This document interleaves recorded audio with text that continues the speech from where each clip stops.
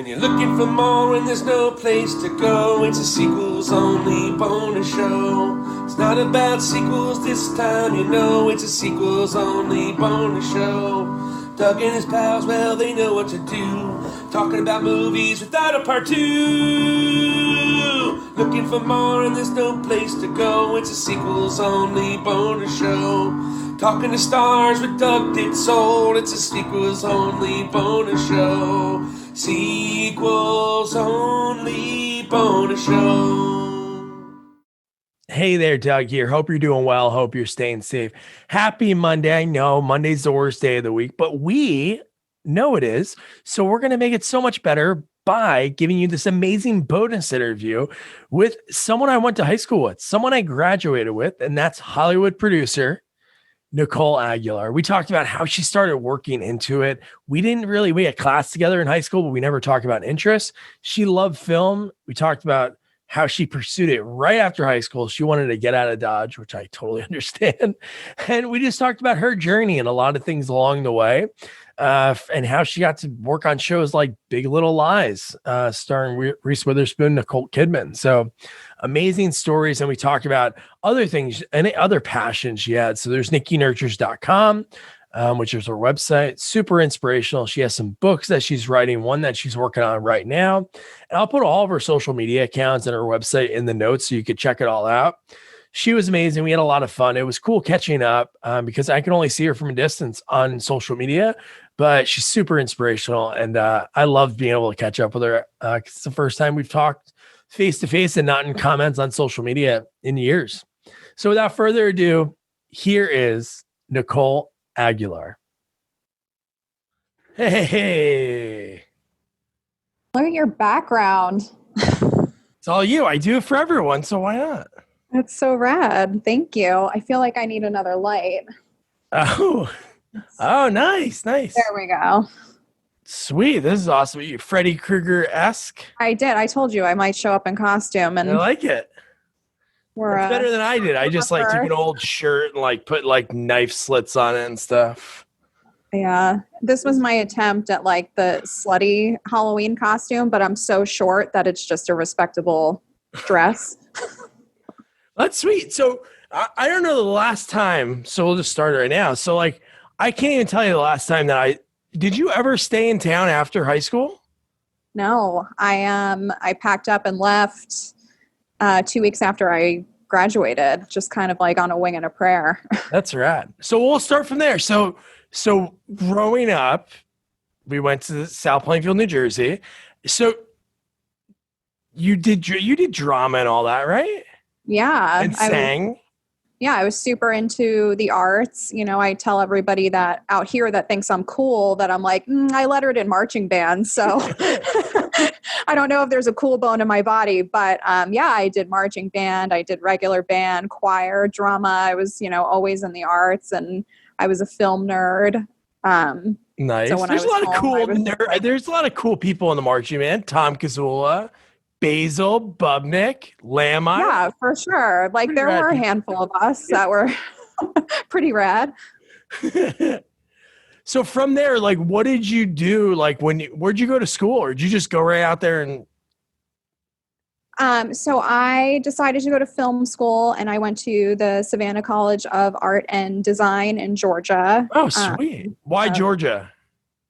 They had one of the best film programs in the country other than NYU. They were, ranked really high. And I don't know if you've ever been to Savannah, but we love it. Absolutely gorgeous. Oh yeah. And, it's just such a rad little town. And, it was a great experience in the film department there. And I concentrated in producing and screenwriting and, taking all the other classes like you would for cinematography and lighting and field and all that, but I really loved it.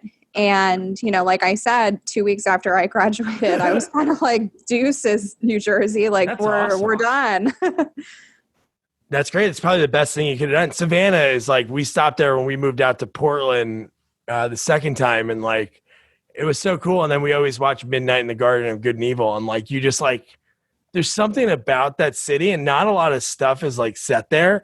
It's such a funky, cool town. Yeah. Oh, and I love Midnight in the Garden of Good and Evil. And I feel like whenever I'm like, homesick for Savannah, I watch Forrest Gump. Oh, yeah, that's true. Yeah. So how many years were you in? So is it 4 years? 4 years. And then I've been out in LA for 11. Sweet. So what was your first step? So obviously, like some of the people I talk to, they're like, I want to try acting, and they like fall into it, or they're just like they knew somebody and they started writing because they were English majors. So like you being dedicated going to school for it, what was your first step going out there? Did you have contacts from going to school at Savannah? A couple, but not enough, I'd say. And it was kind of a wing and a prayer, as many of my college friends did. We're just like, that's the place to be. So we're going to go and we're going to figure it out. And I think, like many people, I started off as a PA, production assistant on set.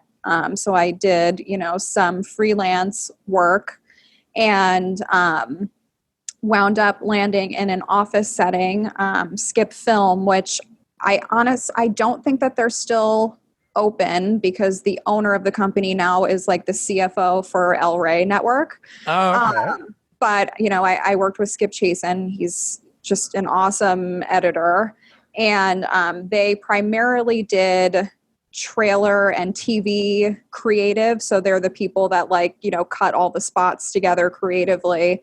And then they had a small reality TV section that I wound up being able to transition from being like basically an assistant to post-production assistant for them in reality. And after that, I went to another trailer company and I was hired on as an associate producer. So I was able to kind of run some more low-key theatrical campaigns. I did Scary Movie 5. Oh, wow. I just watched Scary Movie 4 because that's our next movie. Look at that, Scary Movie 5. Yeah, the highlight of my career, maybe. I don't know.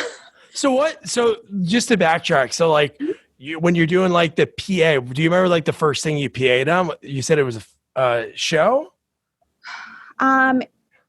So funnily enough, it was before the time that there was like tons of internet content. Yeah. So it was a small sort of, there's shorts of internet wellness type of videos or internet reality sort of things. And it was kind of like a new niche. And it was for MSN. Oh, cool. And then I did work on Celebrity Holiday Homes on HGTV. Was there anybody that you were on set for that or? Yeah, I wasn't on set PA and it was in Holly Robinson Pete's house. Oh, yeah. She's awesome. Yeah. So they came in, with a designer and it was like the middle of the summer in Los Angeles and we're setting up a Christmas tree and not to give away all the Hollywood secrets, but it was probably fucking July. Yeah. But yeah, so I did that. I think there was one other, it's like kind of a blur, a commercial when I was in Savannah.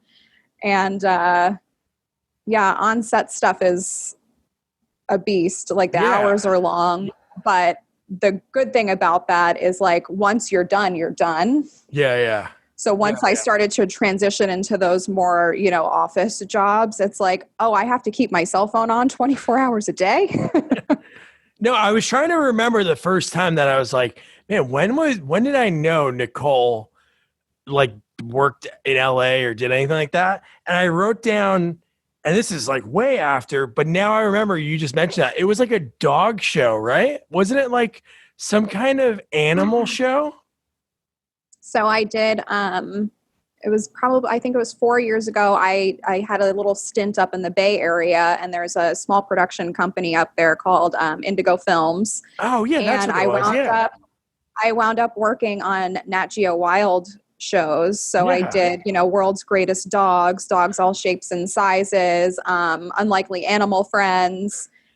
And it's actually a lot harder than it seems. Like everyone watching it's probably like, oh, you just like go out and you shoot these like cute little animals. But when you think about it, like it's National Geographic and all of your statements made in that show need to be fact checked. So that was part of my job, was to go through the script and annotate everything. And then you hand it into their legal department and they go, okay, this is fine. You have to take this line out, or, you know, find another source for this and we'll let it pass. And, you know, it was a huge learning experience. And it's nice to work on stuff like that where the network and the studio have such a high bar for what they're putting out on television that like, even if it's World's Greatest Dogs, all of that information was vetted. Pun intended. But no, it's true. That's cool that you like, that's pretty wild. So you had to make sure, because other shows don't do that. Like I interviewed people at, like, one girl had like a small bit part on not ER, Grey's Anatomy. And she said like her sister's a nurse. And she's like, the lines in the show, like, were not like what nurses say, like the phrases and stuff. It's funny how that happens. Even like when you watch a movie and you're like, all right, wait, that cup was just like halfway full. And it's weird how those things pass, but it's crazy for a show like that. They're like, hey, it better be exact.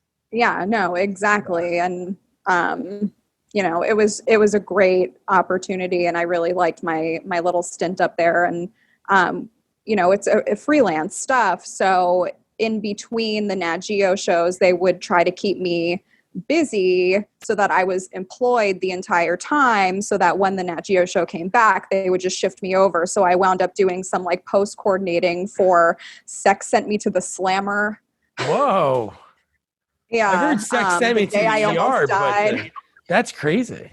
Slammer. Yeah, you know, it's just like a bunch of people having sex in public and getting arrested. And, you know, I came in on the back end and they're like, oh, I don't know if we have room to fit you in the credits. And I'm like, that's fine. So so you have credits, obviously. It's on IMDb. What is it? What name is it under? Is it just your name? I couldn't find anything. Yeah, just Nicole Aguilar. I don't have an IMDb page. So I probably should. Yeah, but yeah, I have credits all over the place. Yeah, because I was going to say, I remember the one was like Little Big Lies, right? Oh yeah, that was. And I was like, I remember all these people saying something, so I'm like, that's her name, and I was like, oh, maybe she changed it for something, but because usually they tag people in it, but yeah, you should make one so you have everything on there. I absolutely should, and like go through the Rolodex of things that I've worked on, because I just did another podcast for the University of Houston's communication department, and they're like, awesome. What have you worked on? And I'm like, a million things, and I can remember 3. Yeah, no, that's true. And some things you wouldn't even believe wouldn't be on your IMDb, because I interviewed a casting director. He had like 11 things. It's an interview I'm putting out in 2 weeks. Probably the coolest guy. I like hounded him since I first started this. And in the beginning, he was like, I don't do interviews. And again, like a casting director, you can't Google them and see what they look like. But this guy was amazing. He finally gave in because he said Police Academy 6 was like the worst experience of his career. So he's like, since I like that movie, because I wrote that in the email, he gave me an hour. And like legit, he was like, it was like 15 minutes ago, and I'm like, oh my God, what should I ask about? So I asked about like Seagal. And he was like, all right, time's up. And I'm like, oh man. He's like, hey, that was a lot of fun, but I don't want to do anymore. I'm like, oh, damn it. But those are the people, like he told me his IMDb has like 12 things, but he said he legit casted for like 100 movies, but they didn't use him when they started like filming. So you don't get the credit, but it's crazy, the whole process. Yeah. And production designers, everyone, they get like a huge process of like who's in the credits and how you credit. So technically when I was at Technicolor, my title was producer, but because there's actual producers for the production, you can't be titled that way. So they say, you know, like DI producer, which is digital intermediate for like the color correction. And like sometimes it's changed to fit, you know, what the network or the studio wants to see. Yeah. So they want to make sure that you don't get confused with the other producers. Yeah. So when did that start? When were you working with, when was the first time you worked with Technicolor? Because that's like a huge deal, that company. It was. They're over 100 years old, which is, you know, it's just like steeped in history, you know. I started there in August of 2016. So almost, a month and a half after I moved back from San Francisco.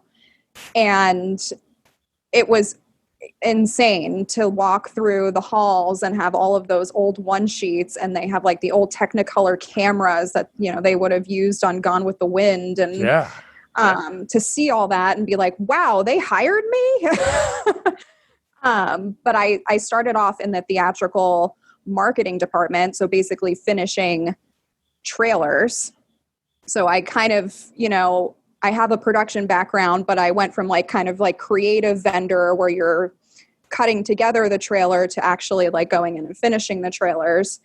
And it was a great experience. I caution anyone going into that, like over the age of 25, it may be a little bit difficult because of just the nature of how marketing runs for theatrical releases. It's, you're always a day late and $1 short, and, VFX are late and the director's upset last minute. And, I constantly kind of felt like I was in a room that was on fire and everyone's spraying gasoline and you're like, what are you doing? But I worked primarily on the 20th Century Fox account. That's so awesome. I did Logan and I did Kingsman Golden Circle, and just their big tent poles. Probably my favorite was Bad Times at the El Royale. Yeah, that's what I wrote on here. That was one of the first things that I thought I saw.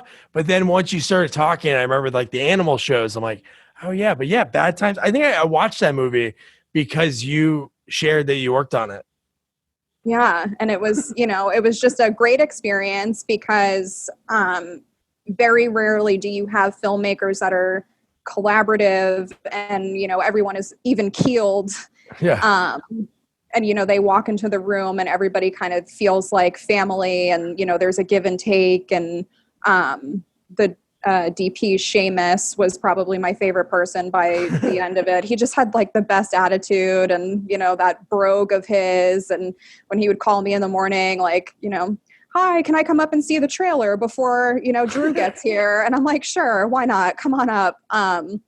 It was just, we did a lot of work on that campaign, but it never felt difficult. And even when the hours were long and I'm still in a theater with the director at, 10 o'clock at night and I have deluxe, like, when are you guys sending it to us? And I'm like, I don't know. Like, it just, Wow. it felt fine. But yeah, that's how I started at Technicolor. And then I transitioned into their episodic broadcast department to do TV shows and stuff for streaming. So it was basically taking my knowledge of finishing a trailer, which is, the smaller kind of chunk. Yeah. And bringing that knowledge to episodic and learning their workflow, because everyone is different in their own sense. But, your SEAL team that you're coming out with an episode every week is different from like a Netflix or HBO where they drop all the episodes. So it's, there's like a give and take and, a little bit of dancing that you have to do. But that was also a great experience. And, Big Little Lies was huge. And my cousins were like sending me screen grabs because they didn't know that I was working on it. And they're like, your name is in the credits of an HBO show. And I was like, I know. And like, it almost put me in the grave. But to work on stuff of that caliber is, I think what everybody works toward. Yeah. And it was definitely an interesting experience. It was hard and difficult at times, but I think getting through that made me a better producer. And then eventually I was splitting my time between the episodic department and theatrical. So then I was doing TV and movies. Wow. Just because, I always want to be an asset and I want to know, all the different intricacies of each workflow and the process and the systems behind it. And they were testing out the idea of having producers that could float and do both.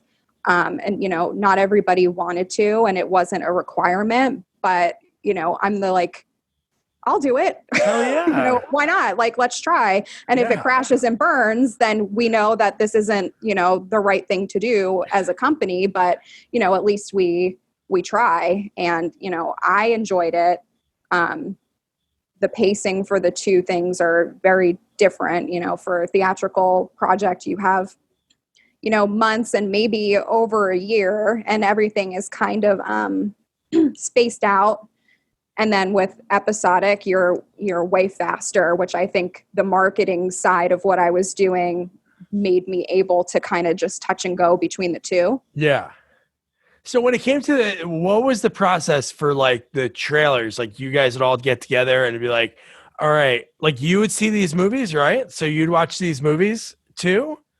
Yeah. So on the creative side, when you're at a trailer house, you would get preview cuts of the movies. Sometimes if they didn't have a preview cut yet, they would send the script over to you. So you would read the script and kind of, obviously use your imagination and think of, all right, if I'm going to create a trailer off of just what I'm reading, I want to pull this dialogue, I want to pull these imageries. And essentially when you get the actual preview cut or whatever they're sending over to you, sometimes it's the dailies, and you go through and you cut everything together. And then what happens on the finishing side with, what Technicolor does is that trailer vendor will send you hopefully what the locked trailer is, and you rebuild it with all of the high resolution footage. Oh, okay.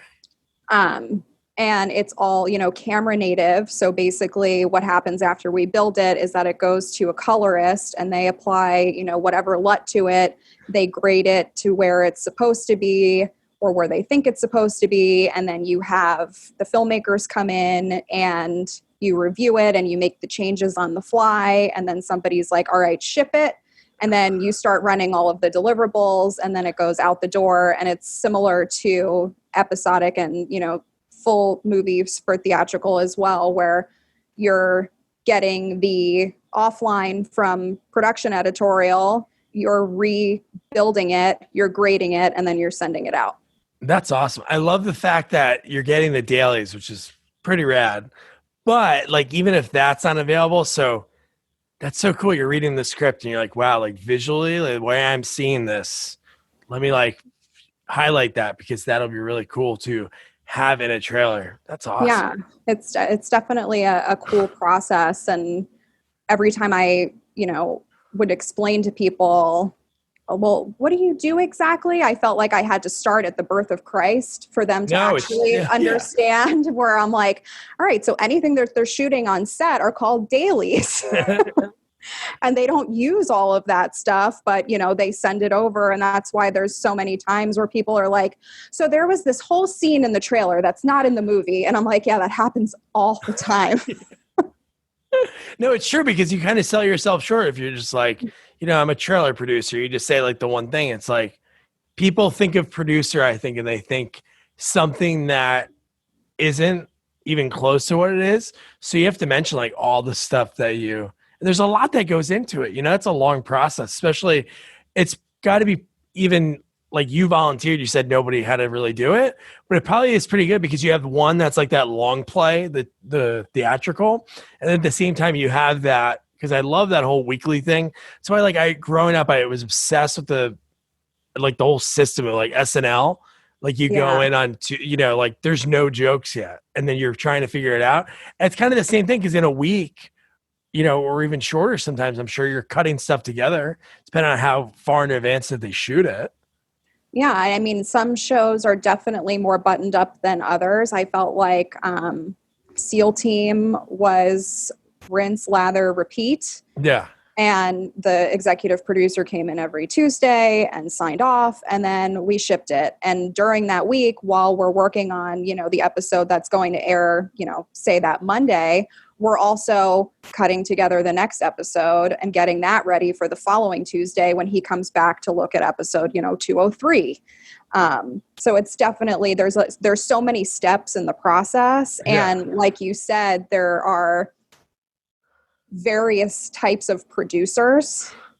And I think that that's something that gets kind of overlooked, where it's like, you have your producers that are on the production side, making sure that the movie is coming together. You have VFX producers that are making sure that the VFX are getting done on time. And you have me that's making sure that we're getting it built and color corrected, and we're calling out anything that might be wrong with it and getting it shipped over to the, place that's wrapping the DCP or the broadcast network. So there's so many players. Yeah.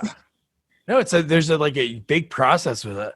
So you said you went to school for like obviously this and screenwriting. So all this time, obviously you're working a lot because it's demanding. You're working a lot of hours.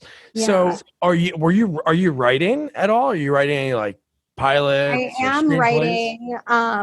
There was a stint of time where what I was doing was so consuming that I was exhausted at a certain point, and I just like didn't have that like chutzpah to keep going, right? Where I was like, oh my God, that's like the last thing I want to do right now is sit down and write a screenplay. But I do have some in the works. And one of them that I hope to finish next year is a slasher film, but with a female lead, which I think will be kind of awesome. Oh yeah. So yeah, we're definitely kind of picking up on that, which is really exciting. And now I've kind of structured my life to be able to do all of that writing while also working in post-production. Yeah, and it's pretty cool. And again, I don't know how long have you been doing, like Nikki Nurtures? When did that come about and all that? It's really cool. That came about in 2014, I think. I kind of look at life as a constant journey of discovery and growth. And I had made, a lot of shifts along the way of my time out here and who I was. And I felt like people were constantly asking me for advice, which is fine. Like, and that's great that people are like, wow, you're like Buddha, like talk to me. And one of my friends was just like, you should just start a blog and like see where it takes you. And, I worked on it, and then like anything, sometimes like it kind of peters off. And I think in the last couple years, it, became important to me. And I think especially now in the climate that, the country is in, to kind of have that, I know shit's bad, but like, let me tell you what I do when I'm having a bad day, or like how I've shifted my mindset to not really get lost in this sort of mucky stuff, but also just be real and go, I have bad days where I don't get out of bed too. Like we're the same. Yeah. But, at a certain point I go, okay, this is enough. And you get up and you wash your face and like you get work done, you go outside, you do your writing. And, it is a huge passion project for me, and one that I feel like I can also kind of encompass into my writing, because I do so much kind of personal development writing and wanting to give people tools for a better life, because at a certain point I can give you all the advice in the world, but if you don't have the tool to actually do it yourself, then it doesn't mean anything. So this year and the downtime that I had because of COVID, I was like, you know what? It's the perfect opportunity to finish those journals that I was working on. And I've been writing a book that I'm hoping will be done in January called You're the Reason You're Miserable. Oh, that's rad. Good for you. And just kind of like a sassy guide to navigating life's shifts. And, I was initially kind of like putting on my customer service voice, which I feel like a lot of people do. And then, it was like maybe a month and a half ago I was writing and I was like, you know what? No, like I want somebody to feel like they're talking to their girlfriend from New Jersey. Yeah. So I kind of like stripped that. I threw the F-bombs in that I wanted to throw in, and it's coming along really nicely. And, it's going to be just about everything that you could possibly go through in life, of like getting over childhood trauma and, love that didn't work out, and being true to yourself, and it's how you get to where I am, where it's like, that courage to be like, I don't have a job and I don't really know anybody, but I'm just going to go and I'm going to trust it. And then meeting the universe halfway. Cause you can't be like, well, I want to be this, but you're not actually doing it. Totally. So then, that this year has just been about me like doing it and, not only giving it to other people, but proving it to myself that, I have good things to say. And if I can help one person, then Nikki Nurtures has succeeded. Hell yeah. No, that's the mindset. I think that's what's so fascinating by all the stuff that you share. It's like so positive. It's so funny. Like, I don't know if you feel this way. Like me personally, like I look at myself like from God, even like a few years ago, 10 years ago, I'm like, man, I really wish somehow, again, I wouldn't be where I am right now. Maybe not with my wife, not with my daughter, but like the way I am mentally now, it is like, it's mind blowing. Like how mentally clear and how driven I am. Older, like going back to school, have a daughter, work from home, write, do this. Cause I love like exactly what you just said. Even if it's somebody that listens to one of these and they're like, man, I really want to do this, or man, that was really enjoyable. Or even the people I interview, like I told you, that guy was like, he had this experience where on Beastmaster 3 24 years ago, and just hearing him talk about it and seeing the look on his face, it was like the greatest thing. And I went inside and told my wife, I'm like, Jamie, this is like the most satisfying interview I ever did. I'm like, it's like the coolest thing about it. It's like, and that's what I love about the Girl Boss spotlights. So what made you start thinking about doing that? I've grown to, I think that especially as women and, being younger and, I don't know if you remember the dynamics of our high school, but, just all of these girls competing with each other and, like who steals the guy and, all that sort of bullshit. Yes. And, sometimes that follows people into adult life. But for me and where I am now mentally, it was kind of like, there is room for everyone to succeed because all of our successes are going to be tailored to what we're doing. Yeah.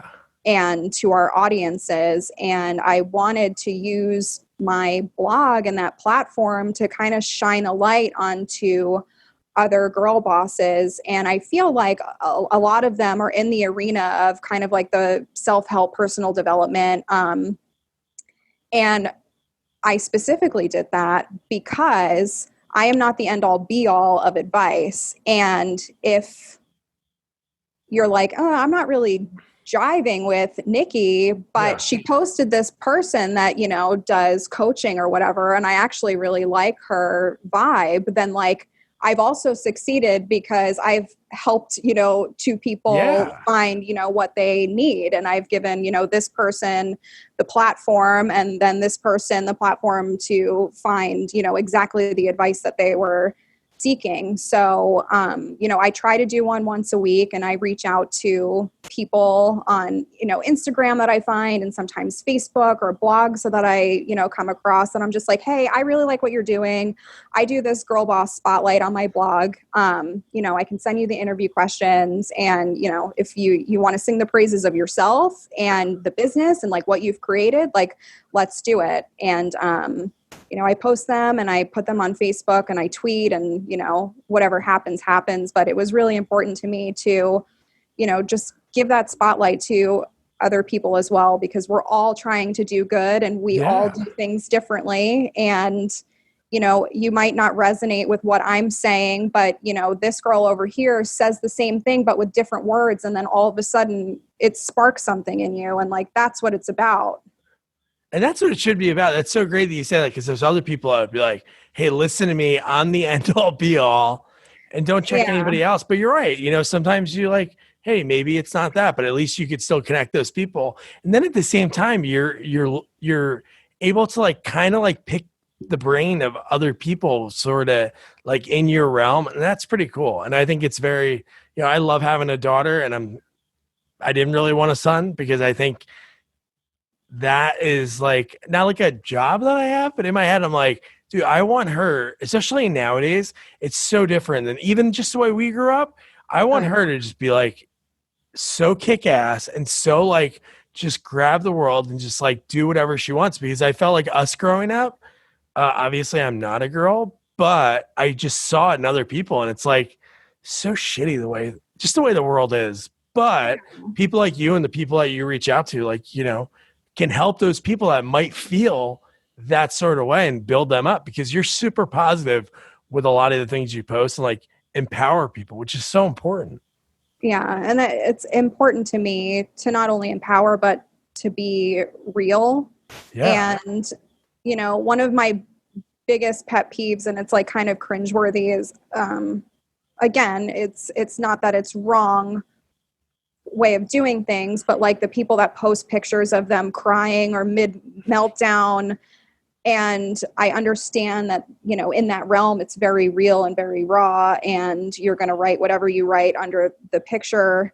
But for me, it's like, I would rather sit with whatever is bothering me, compose myself, understand why I'm having that emotional reaction, and then maybe either on Instagram or a lengthy blog say, I had this moment the other day where I was just like in the tub crying, like Hallmark movie style. And,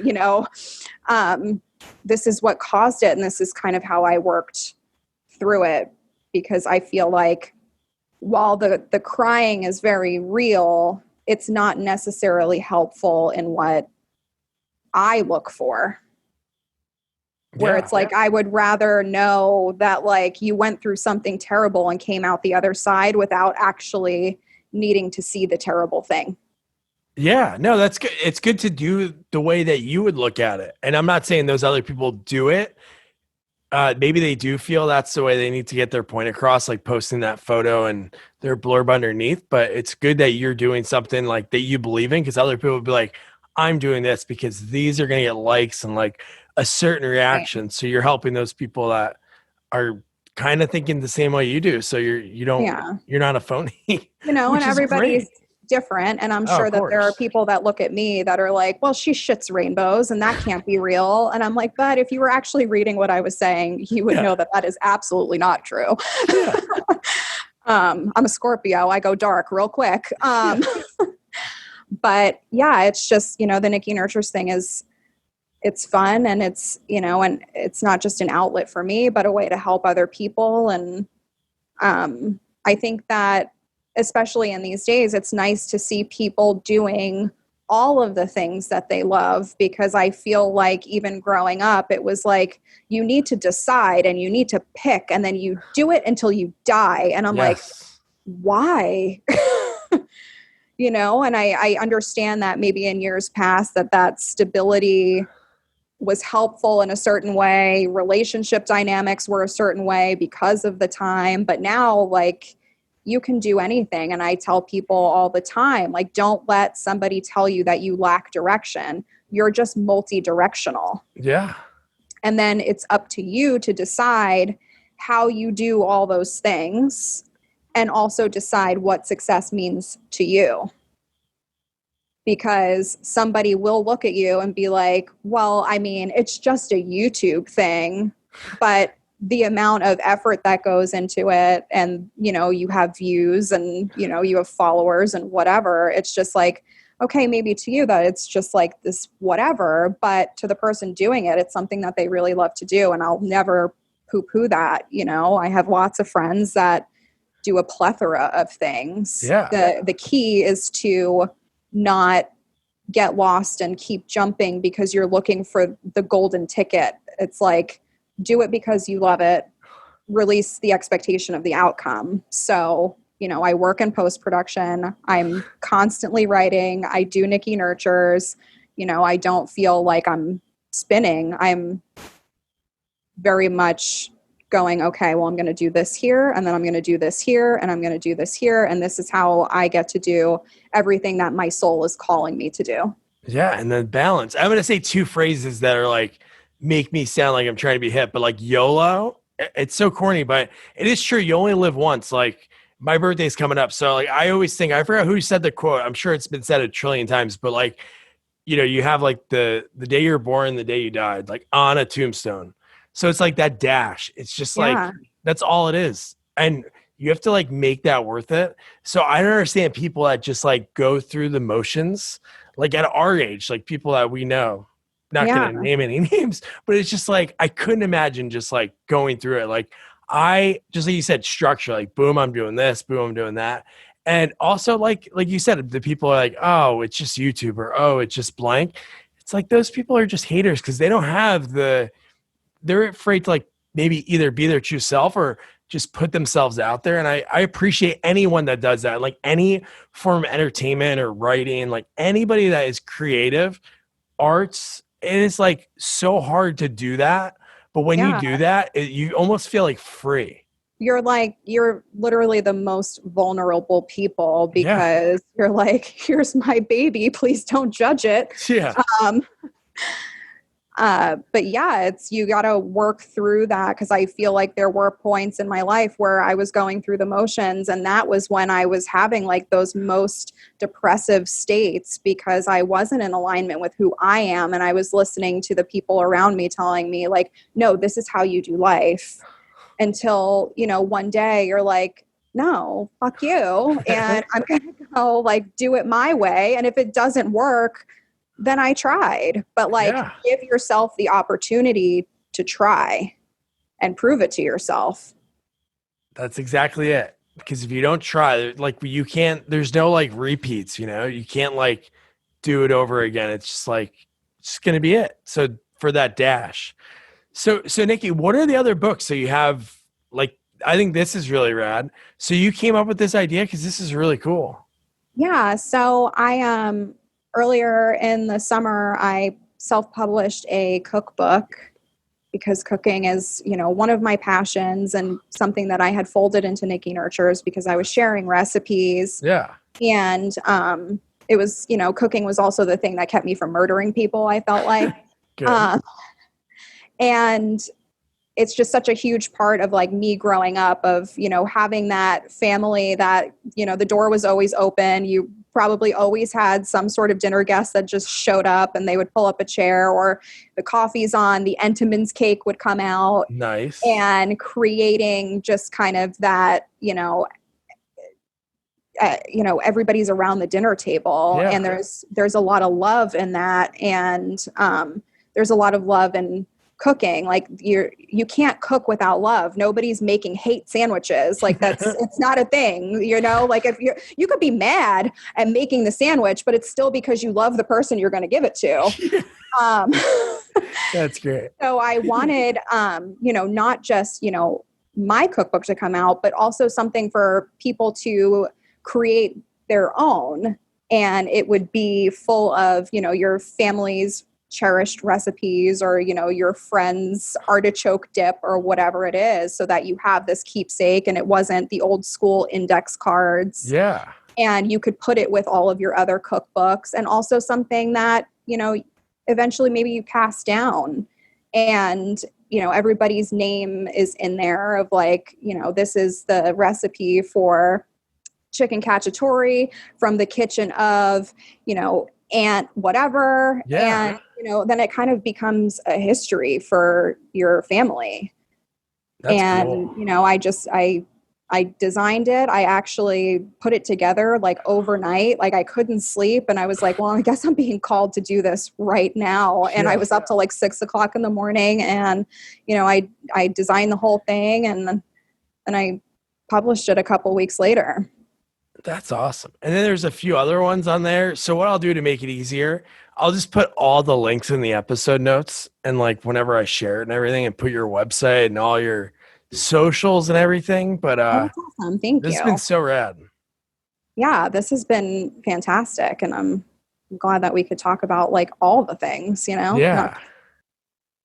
Nicole was really awesome. How amazing was that she dressed up because she saw in one of our reviews, I don't even know which one it was, that I dressed up, because it's fun to dress up for these things.